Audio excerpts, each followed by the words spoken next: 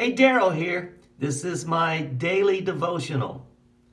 The subject of circumcision is one that's not easily talked about.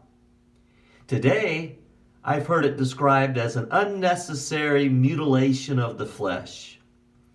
And I suppose one could argue on either side of a debate as to what the medical benefits are for circumcision. But I'll tell you, biblically speaking, it was the sign of a covenant that God gave to Abraham. And in this sign, God made promises to Abraham and his descendants. Those Israelites, when they left Egypt, they were circumcised. But as they disobeyed God, didn't have faith to go into the promised land, and had to continue their 40-year wanderings in the wilderness, those who were circumcised, they died off. Now the whole new generation was born and being raised in the wilderness. They had not been circumcised. Now, the role of the young Jewish boy was to be circumcised on the 8th day. Adults now being circumcised, and the agony that they had to have experienced was beyond my comprehension. All because they wanted to surrender to the authority of God as He directed them to be circumcised. Let me read to us in Joshua chapter 5 at verse 2. At that time, the Lord said to Joshua, "Make flint knives and circumcise the Israelites again."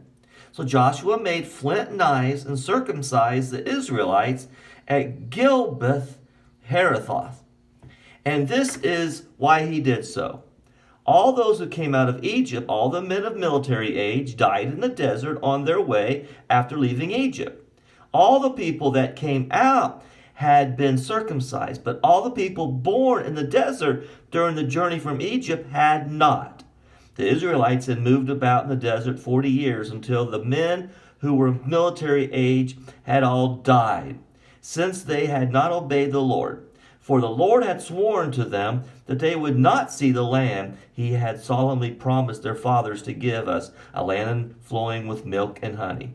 So He raised up their sons in their place, and these were the ones Joshua circumcised. They were still uncircumcised because they had not been circumcised on the way.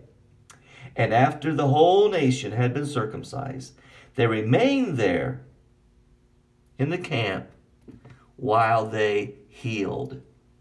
Oh, just imagine that gruesome sight as all of the men of military age were being circumcised.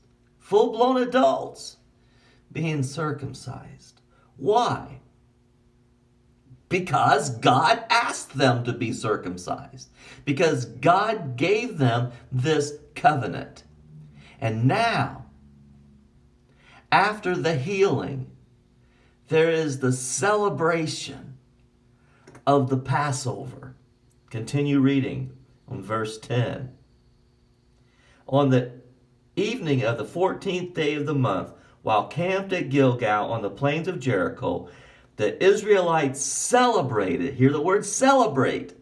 They celebrated the Passover. The day after the Passover, that very day, they ate some of the produce of the land, unleavened bread and roasted grain. Here we go. The manna stopped the day after they ate this food from the land. There was no longer any manna for the Israelites, but they ate of the produce of Canaan. Consider this. They had not been circumcised. Now by God's instruction, they are in the promised land. They have crossed over the Jordan uncircumcised. Now they're in this land of Canaan. They are circumcised. They celebrate that Passover, when the Passover occurred, when that death angel passed over the doors of those that had the blood of the Lamb on them. And now, imagine, for all these 40 years, they've just eaten the manna. And now they're eating of the produce of Canaan. Listen, folks, it's worth whatever pain it may take in obedience to God, because that which comes in the flow of the milk and honey of the promised land is worth every ounce of that pain. God bless you. Good day.